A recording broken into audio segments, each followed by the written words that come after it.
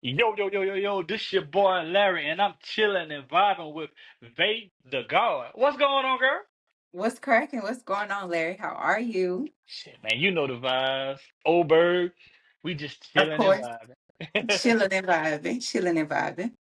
Yeah, I appreciate you for coming on, man. Of course, I had to. We was talking about this for a while, so to finally actually be here, I'm super excited.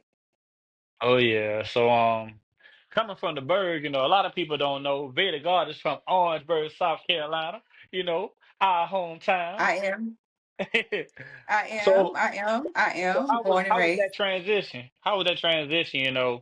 Moving to Atlanta. Moving from South Carolina to Atlanta was a little bit of a surprise to me because I guess I kind of felt like I got shipped here, kind of like I got placed here. Originally, when I started applying, because I came out here originally for college. So originally, when I started applying for schools, I was in California applying. I had applied for Georgia State, but I didn't get accepted. No, not Georgia State for God dang it. It's a real prestige college, but I thought I would get accepted because of like my GPA and stuff, but I didn't because of my ACT scores. So, but again, I knew nothing about Georgia, knew nothing about Atlanta at that time. So I was just kind of like, okay, well, I just want to go somewhere that's going to be feasible for my college education because I was super big on school. Like that was my biggest thing. So I kind of changed what I was going to go to college for once I figured out I was going to be placed in Atlanta. And the reason that I said I got placed in Atlanta is because my family just kind of moved me out here. Like it was like, nah, we don't really want you to go to Cali because that's a little bit too far. Like in the event of, bad weather or in the event of high flights or whatever, when, things like that happen, how would you get back home? Just considering how I live my life now, I rarely come back to South Carolina, which I knew. Like I kind of already knew I was gonna move how I'm moving now. I didn't have really too many plans to come back, but just for my family's sake, I was like, all right, cool. Let me just take their advice because they also were the people who paid for me to go to college. So I didn't, come to school on a scholarship. My people really paid out of pocket for me to be in Atlanta. So I tried to make the best out of my situation because of how I got here. So I would kind of say it was a surprise. It was a challenge because it's kind of something that nobody really prepare you for when you're moving from a small town to a larger city. I've always kind of had like the mindset of growth and expansion, like that's always kind of been my thing. But actually doing it and living it and being in it, it's a lot because you trial and error a lot. You fuck up a lot of stuff. Oops, wait, can I cut something? Oh, all right, all right. Yeah, so like you mess up a lot of stuff. And I basically like taught myself, which that's kind of like the story of my life with a lot of stuff. So when I moved out here, I really had to like teach myself like the city of Atlanta because at first I was tied down and trapped in like a relationship and being in a relationship and trying to be in college at the same time. It kind of kept me in like a secluded world. Like I kind of still felt like I was in South Carolina because I still had like that love, that ground and that base. So I didn't get a chance to explore like that when I first came out here. So when I got single and I got loose, that's when things like kind of started to go up for me. And I started like networking with a lot of people and things just went from there. But at first it was a challenge. It was a challenge, I ain't gonna lie. Yeah, that networking is the key, man. And in being in Atlanta, that's the heart of it. That's Mhm. where networking take place at, like a lot of it. Everybody done who's somebody done touched it here before. Or they done went to school here.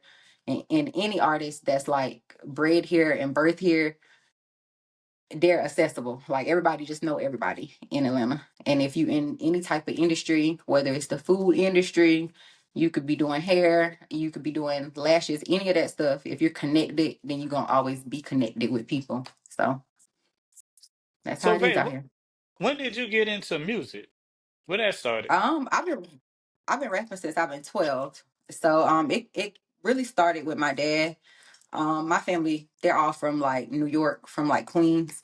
So the rapping thing kind of was like embedded in me since a young girl. And music is like a background on my mom's side of the family. Like they're like known for gospel singing. Like my grandfather, he was in a real famous gospel group back in the day and they used to tour the world. But he chose his path, to be a pastor. So that kind of left the music in our family kind of like to go the church route. So I didn't go the church route with the music, but that's kind of where it started. But I was always shy to like sing and stuff in church because I don't know, like church wasn't really my place where I felt like I could express myself because I was the pastor's grandchild. So I always had to kind of carry myself a particular way and stuff like that. I couldn't really get loose like I wanted to in church. So I don't know. I guess it's just always just ran in my family. But my dad is the person that stayed on me with it. He was locked up like majority of my childhood, but he was very active. It's real hard to explain having an active parent in prison, but he did, and he always kept me connected with the music. He always kept me connected with studios. He always paid for, all of the stuff that I wanted to do. And I'm super grateful for him for that because to this day he's still like that. We recently parted ways and cut ties, like so far as him being my manager. Of course, he's still my dad, but he's not the person who's like executively producing the stuff that's coming from Vaee Da Gawd, the brand. So he don't really have as much say so in my brand anymore. And I don't know if people can kind of tell that because I went like more of the sex route. Like I started promoting more like a OnlyFans. I started like showing more skin, like just doing more things, as I got older to show, hey, I'm grounded in my femininity. I'm proud of who I am and what I represent as a woman. So let me try to intertwine that into my music. When I was with my dad, like under his management, he wasn't really with that. Like where he's from, they strictly about the music, the rapping, the bars, like because he's from like the heart of hip hop. So that's kind of where it started. And I'm still just trying to carry that. And however way it goes, that's just how I'm rocking right now. Yeah, you got a new single out right now, and you about to drop your mixtape. I am. I'm gonna call this a little album because I feel like this Okay. gonna do something for me. I've never dropped a full project of music, so this will be my first time dropping a full project of music. But yeah, it's called Blue Heart. It's dropping on December 17th. I pushed it back a couple times, but it's coming this time. It's coming for sure. Do you got any special features on it, or just Vaee Da Gawd? I have one feature. His name is Bufu.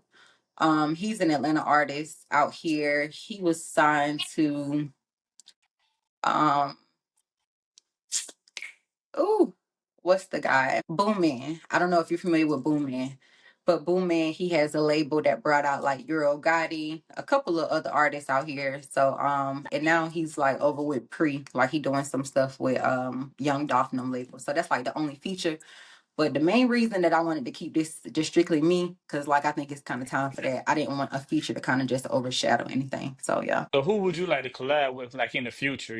After this project drop and do well, do them numbers.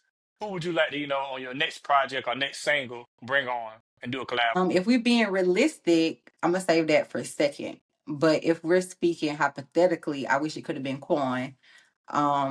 He had gotten one of my songs and he was supposed to do a feature, and then he started back getting booked. So the original number that we put in, it wasn't the same number no more. And so we kept trying to, work out a good feature number. And he was like, yeah, babe, I fuck with you, but business is business. Like I still kind of got to get paid because of my brand because I'm rich on me coin.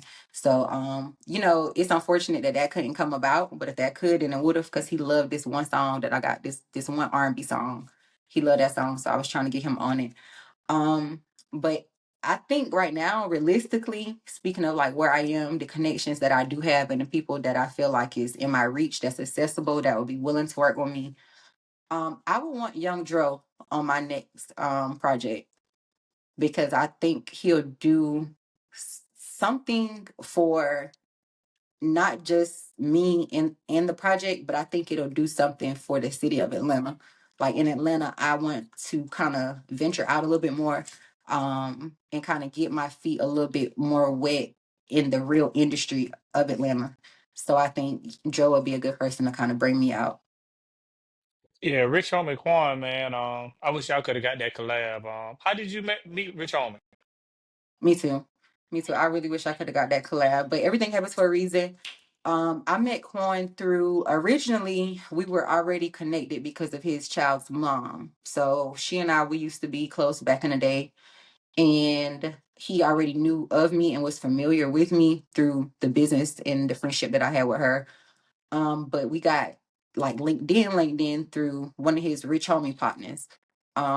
Back in the day, like I don't know if like if people are like in like an entourage, they might invite you to something if they see you around. So that's kind of how Atlanta is, kind of like what we talked about earlier, like if you just in a space where people know people, then you'll just get the invite if you look the part, or if you seem like you're somebody that's supposed to be in their space, then that's kind of how it happened.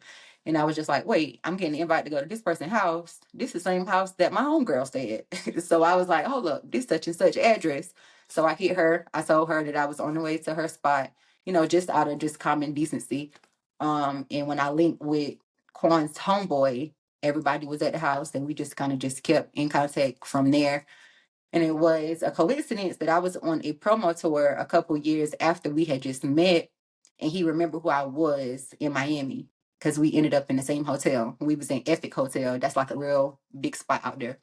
So it was me, about two other girls, and we went out there, and he was like, "Hey, Vaee," and I was like, "How did he remembered me just from a one-time conversation?" But I guess the friendship that I had with his baby mom was so meaningful at the time that he just kind of knew that it was me. So we just connected from there. When we got back to the city, he had followed me and we just always just stayed in contact from there. But it was just always genuine. He never tried me on like a romantic level. So that's why I always had a certain type of respect for Quan. And I'll always kind of like support him no matter what the situation was. Like when he had stuff going on in the media, like when it was with the Biggie thing, when he messed up the Biggie verse, for example. Like I just always just kind of stuck by him because I kind of understood him from a personal place. But he's a super genuine person. I know I'm speaking on him as if he's still here, but yeah, that was a really really meaningful I would say friendship, because I wouldn't really call that a connection, but that was a really genuine friendship that I had built, and I'm super grateful for just even getting a chance to meet him. So yeah. Oh yeah. Um, I got a question, man. What's the wildest thing a fan has told you? Not told me, but asked me. Somebody was in my YouTube comments and they was like, "Is it a boy or a girl?" And so I replied back and I said, "I'm both. I'm that bitch, but I'm still that nigga." So that was one of the wildest, that was one of the wildest things that somebody had said to me. But considering all of the T girls, I don't know if you know what that means, but in the LGBT, I'm holding it down for the Oh, B. I'm definitely bisexual. So a T girl is a trans girl, a transgender. It's a lot of them beautiful ones out here. I know it's real easy to mistake beautiful girls with high cheekbones and certain features and skinny frames with big titties. I understand, I get it, but I'm 100% woman, cis woman, since we add all these labels and genders and pronouns to everything. But I'm a cis woman, to clear that up. And I'm trying to think, is there anything else anybody has said to me that I thought was crazy? No, that to me is something that I just remember, that just always stand out to me. I was watching your TikTok, man, and you've been speaking some things, man. I was wondering about the certain video I saw, um, Soul Ties. How you feel about that? So soul ties. Of course, you asked me about that video. Well, on TikTok, let's start off like this. On TikTok is my place where I found to be a good outlet. My father, when he was managing me, he encouraged me to get on TikTok and told me that that was a good place for me to promote my music. Of course, I got on there running my mouth. So my first video of me running my mouth went viral, and ever since then, I've just been in the TikTok world expressing myself. It's kind of like a blessing and a curse because it definitely does. It helps me connect with people. It's helping build my platform more, and it's growing my fan base a lot more. And those people on TikTok, they're so much more genuine. So it's not like a certain aesthetic that you have to like fit over there. You don't have to come and fake the funk. You can really just present yourself fresh out the bed. You don't even gotta brush your teeth. You can just be on there, just being yourself, and people gonna gravitate towards you because there's millions of people on there who feel like they're just like you. So that's a place that I have found comfort in. And recently I was in a little situation where I felt like I wanted to share a story time about catching a girl at my ex-boyfriend's house. So I was like, let me tell this story time because I never tell people my business on social media. Never. Once again, TikTok is not an aesthetically pleasing place. So you don't gotta come over there and be nothing but yourself. So I'm like, let me share this with them because I had an emotion in that moment. I wanted to vent and I needed some people to comfort me. So I was like, let me get on here and share it.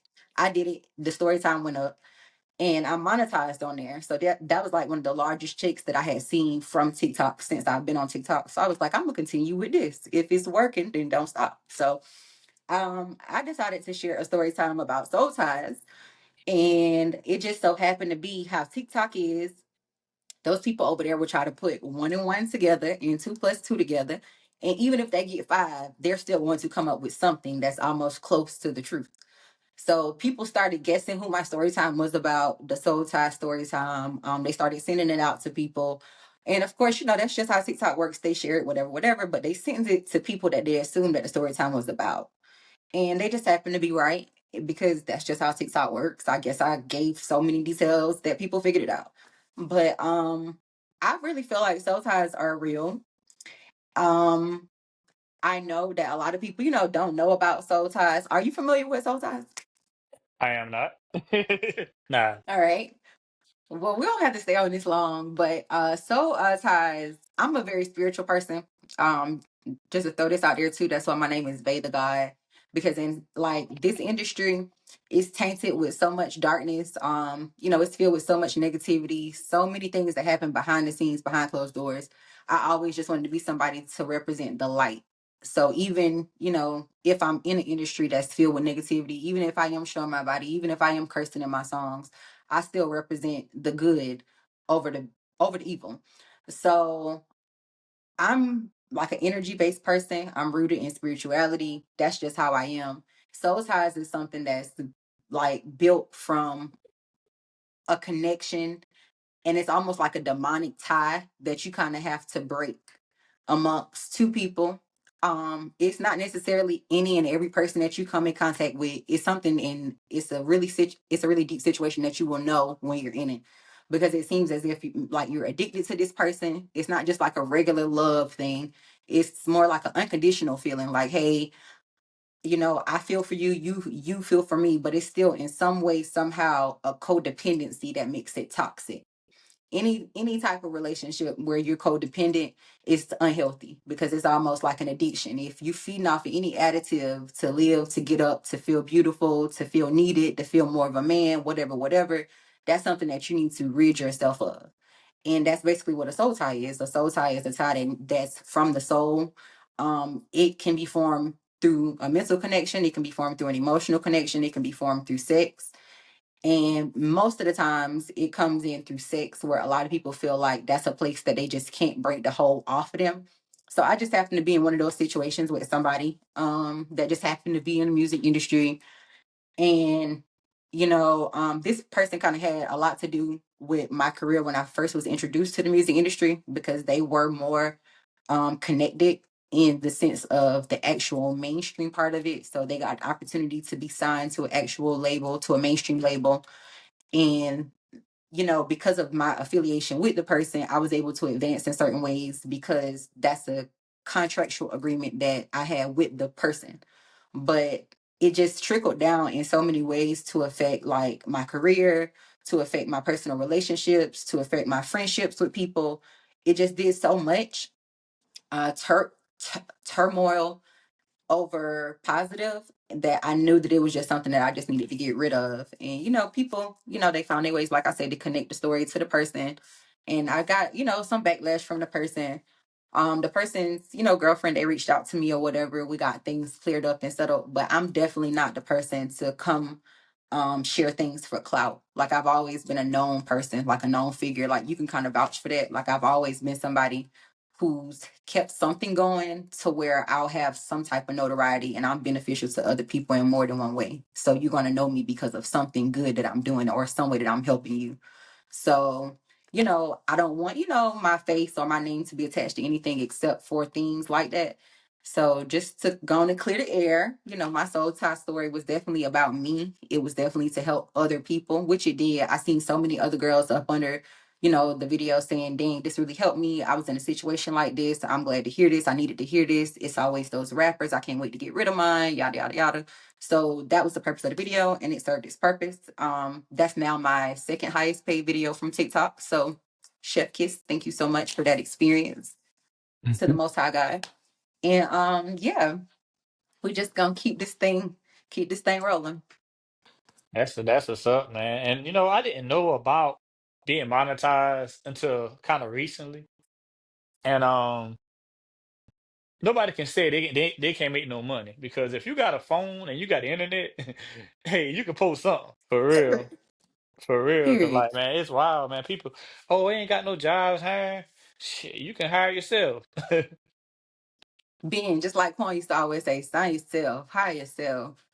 That's the best way to do it. So I'm super For excited real. about my TikTok journey though. I feel like that's honestly going to be what's going to catapult me into my next season. So I just try to keep it as authentic over there. That's why I said I wouldn't do anything for clout or anything, that's just for views or that's not authentic. Cause like I said, you don't have to be anybody but yourself on TikTok. So yeah, I want to Speaking of keep your that going. TikTok, if somebody would want to follow you on TikTok and your socials, how could they do that? Thought you never asked. Y'all can y'all can go follow me on all platforms at Vae the God. That's VAEETHAGAWD. And the God stands for Great at What We Do. It's never to confuse or replace God. So, what advice would you give, a young lady, what I'm saying, coming up who want to get into the music industry or become a content creator? What would you tell them? Content creating and getting in the music industry, I would give two different pieces of advice. Content creation, I would definitely say stay as authentic as possible. Always, it's not easy at first because we're all inspired by somebody and something. So of course you'll end up seeing some piece of content and you're like, oh, I think I should do that, or maybe I should do this. But it's always best to just be yourself. That's what always works. People always are looking to see something that they haven't seen before, hear a voice that they don't know yet, see a name pop up or see a face that they have never seen. So just keep doing you.